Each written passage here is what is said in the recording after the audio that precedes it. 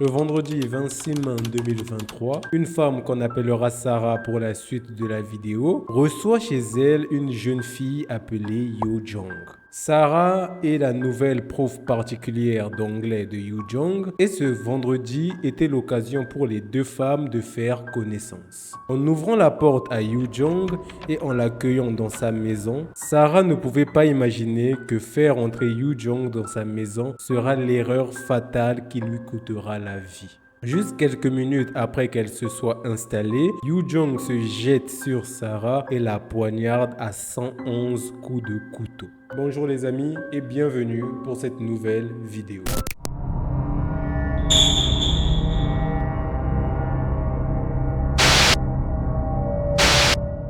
Le vendredi 26 mai 2023, Yoo Jong se prépare à commettre un meurtre qui va choquer la Corée du Sud tout entière par son mode opératoire et surtout le motif pour lequel Yoo Jong commet ce meurtre. Notre histoire se déroule en Corée du Sud et plus précisément à Busan. Busan est la deuxième plus grande ville de Corée du Sud et elle est aussi la plus grande ville portuaire de la Corée du Sud. Busan est principalement connu pour ses montagnes, ses plages, ses sources d'eau chaude et ses fruits de mer à profusion. Mais cela n'est pas le sujet de notre vidéo. Ce qui nous intéresse, c'est de savoir qui est au fait cette Yoo Jong. Yoo Jong est né en 1999. On n'a pas la date exacte de sa naissance car le gouvernement coréen a laissé fuiter que très peu d'informations par rapport à cette affaire. À sa naissance, alors qu'elle n'a qu'une année, Yoo Jong sera abandonnée par sa mère. On ne connaît toujours pas le motif exact de l'abandon de la mère de Yoo Jong. Elle vivra par la suite avec son père et lorsque Yoo Jong aura 6 ans, ce sera au tour de son père de l'abandonner. Elle sera ensuite élevée par son grand-père dans un quartier situé au nord de Busan, en Corée du Sud. La relation entre Yoo Jong et son grand-père sera assez compliquée. Et d'après le peu d'informations qu'on a, les deux ne s'entendent pas très bien. Concernant le parcours scolaire de Yoo Jong, au collège, Yoo Jong était une élève comme les autres. Elle n'attirait pas forcément l'attention sur elle. Ses anciens collègues l'ont décrit comme étant une élève normale, plutôt calme et réservée, mais à part cela, rien d'alarmant. Elle participait même très fréquemment à certains projets et activités scolaires. Mais les choses commencent à progressivement changer lorsque la jeune femme entre au lycée. À cette période de sa vie, son entourage constate qu'elle commence à de plus en plus s'isoler, préfère la solitude plutôt qu'à être entourée et c'est pareil au lycée. Elle est très discrète. Pendant les pauses au lycée, elle reste dans son coin, préfère passer du temps à réviser au lieu de rester avec ses collègues. Et c'est à peine si on arrive à remarquer sa présence. À la fin de son parcours au lycée, Yoo Jong peine à trouver du travail. Pendant environ 5 ans, elle n'arrive pas à trouver de travail, bien qu'elle essaie, car la jeune femme postule à plusieurs postes différents, mais sans succès. Déterminée à trouver un travail et à faire avancer les choses dans sa vie, Yoo Jong se prépare pour un concours afin de pouvoir postuler à un poste à la fonction publique. Mais malheureusement pour Yoo Jong, pour occuper ce poste, il faut qu'elle parle parfaitement anglais. Mais comment dire, le niveau de la jeune femme est assez basique. C'est à peine si elle arrive à tenir une conversation en anglais. Cela va donc malheureusement lui coûter ce poste qu'elle souhaitait tellement avoir et la galère continue pour la jeune femme. Bon, maintenant que ça c'est dit et que nous avons fait connaissance avec le personnage de Yoo Jong, que s'est-il réellement passé ce vendredi 26 mai 2023? Le vendredi, Yoo Jong se rend dans le domicile d'une femme qu'on va appeler Sarah pour la suite de la vidéo, parce qu'on dispose que de très peu d'informations sur elle. La seule chose qu'on sait, c'est que cette femme a environ la vingtaine et qu'elle pourrait être légèrement plus grande ou voire même plus petite que Yoo Jong. Car rappelez-vous, Yoo Jong n'a que 23 ans au moment des faits. Arrivée au domicile de Sarah, une fois installée, Yoo Jong sort un couteau qu'elle avait gardé dans une de ses poches, puis se jette immédiatement sur Sarah. Elle la poignarde pendant environ 10 minutes d'un total de 111 coups de couteau pour ne laisser aucune chance de survie à Sarah. Après s'être assuré que sa victime est totalement décédée, Yoo Jong se rend dans 2 supermarchés différents afin d'acheter du matériel nécessaire pour pouvoir se débarrasser tranquillement du corps de Sarah. Parmi ce qu'elle achète, on y trouve entre autres des sacs en plastique, des couteaux suisses, de l'eau de javel et j'en passe. On peut voir sur ces vidéos la jeune femme tenant à sa main un sac de courses et retourner d'abord chez elle, avant de revenir gentiment dans le domicile de Sarah pour finir ce qu'elle a commencé. On peut la voir sur les caméras de surveillance entrer dans la maison de Sarah avec ce qu'elle a acheté et ressortir plusieurs minutes plus tard avec une valise en main.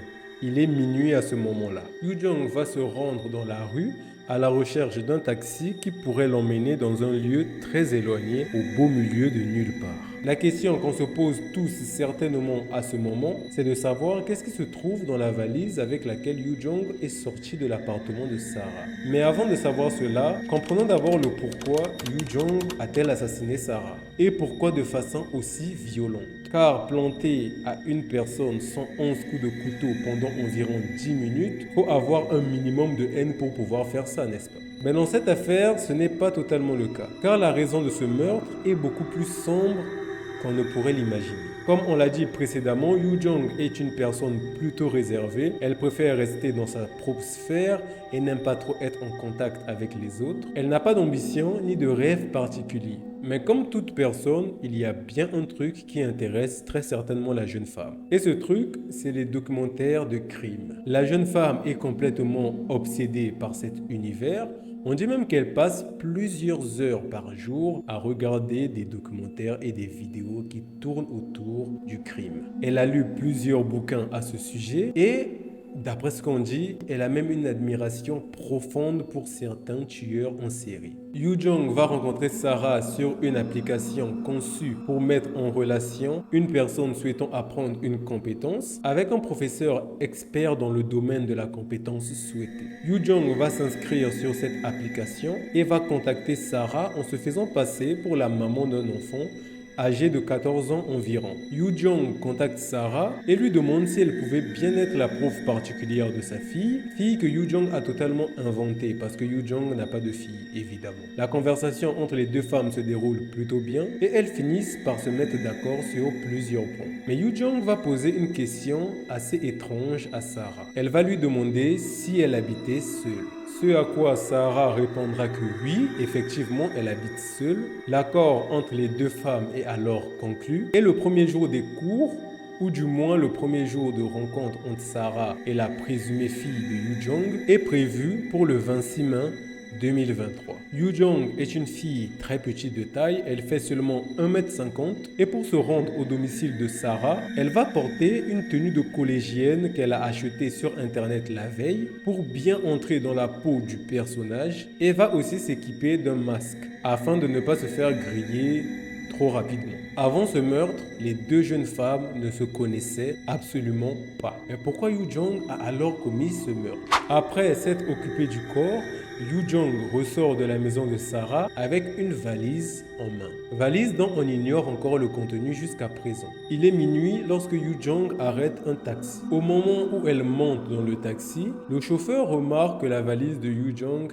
est très lourde. La jeune femme a du mal à la soulever. Le chauffeur de taxi va alors se proposer de l'aider à mettre la valise dans le coffre, mais Yoo-jong va lui faire savoir que ce n'était pas nécessaire et que la valise n'était pas si lourde que ça. Elle pouvait gérer elle-même. Au beau milieu de la route, alors qu'il passe tout près d'une forêt, la jeune femme va demander au taximan de la déposer là. Elle descend ensuite du taxi et elle va se diriger vers la forêt. Toujours avec sa valise, évidemment. Ce que le taximan trouve très étrange. Il se dit qu'un truc de mal pourrait arriver à la jeune fille et par bienveillance, il va décider de rester là et d'attendre pour voir ce qui se passe. Une vingtaine de minutes plus tard, la voilà de retour, toujours avec sa valise en main, évidemment. Mais cette fois-ci, le taximan arrive très clairement à remarquer que la valise semble nettement plus légère qu'avant. Ce qui va interpeller le taximan parce qu'il se dit que personne ne va en forêt pour jeter ses habits. Il se pose alors énormément de questions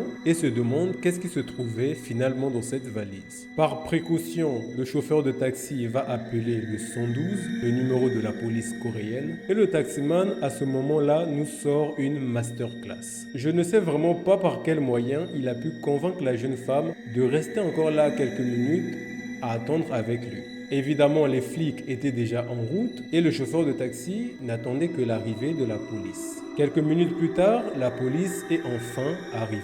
Yoo Jong est alors très surprise de voir la police débarquer, mais elle décide de garder son calme. Une fois la police sur les lieux, il décide de fouiller la valise de Yoo Jong. Et en fouillant la valise, il constate des traces de sang sur la valise de la jeune femme. Il commence alors à l'interroger, mais la jeune femme répond qu'elle avait ses règles. Mais bon, vous devez bien vous imaginer que la police n'est pas bête, va prendre la jeune femme avec elle et va l'emmener dans un hôpital spécialisé. Une fois emmenée à l'hôpital, les médecins, bien évidemment, confirment que Yoo Jong n'a pas ses règles et Yoo Jong enchaîne alors un deuxième mensonge.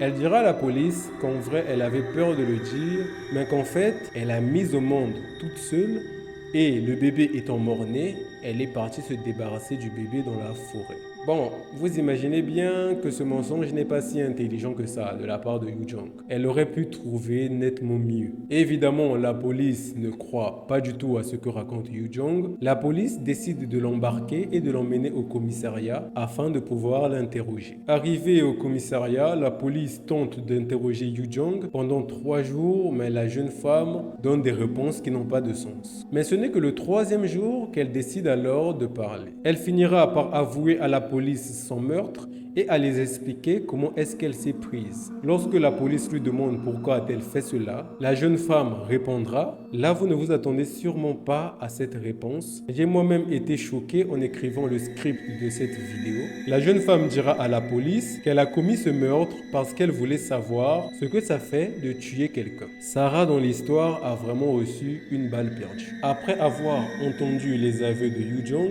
la police va alors encercler les lieux là où Yoo Jong est parti enterrer le cadavre et ils finissent par retrouver les restes du corps de Sarah au bout de quelques heures. L'enquête est toujours en cours actuellement, mais parmi les choses les plus choquantes qu'on sait déjà de cette enquête, c'est que ce crime, Yoo Jong l'avait totalement déjà planifié. Comment est-ce qu'on sait cela? La police, en fouillant dans l'historique de navigation de la jeune femme, ils ont pu retrouver des recherches comme comment cacher un corps, comment se débarrasser d'un corps, comment tuer une personne efficacement. Ce genre de recherche, vous voyez. Le meurtre était totalement prémédité plusieurs mois auparavant. Et c'est ça qui fait le plus peur dans cette histoire. Et la pauvre Sarah, en pensant aider une fille de 14 ans à apprendre l'anglais, va finalement se retrouver à être une sorte de jouet d'expérimentation pour Yoo Jong. L'enquête est encore en cours. Je n'ai pas mis toutes les informations qu'on peut trouver sur internet dans cette vidéo parce que la police coréenne fait fuiter très peu d'informations concernant leur affaire de crime. Toutes les informations qu'on pourrait alors trouver sur internet, il faut les prendre avec des pincettes. S'il y a des évolutions dans l'histoire, je vous tiendrai au courant, certainement sur mon compte Instagram. Quant à moi, je vous dis à la prochaine pour une prochaine vidéo. Portez-vous bien et surtout, faites très attention à qui vous faites entrer dans votre maison.